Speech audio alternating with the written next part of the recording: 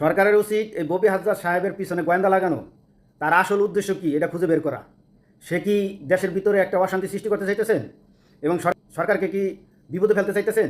এটা অবশ্যই বের করতে হইব। কারণ তিনি আল্লামা মামুনুল হকের নামে মামলা করবেন, আবার এখন বলতেছেন যে মোহাম্মদপুরে নাকি চাঁদাবাজি করে মাদ্রাসার ছাত্ররা। এই যে এসব কথা বলে আর আল্লামা মামুনুল হকের নামে মামলা করে দেশে একটা অবশ্যই অশান্তি সৃষ্টি করব। আর এই অশান্তির পিছনে তার আসল উদ্দেশ্য কি এটা সরকারের অবশ্যই খুঁজে বের করা উচিত।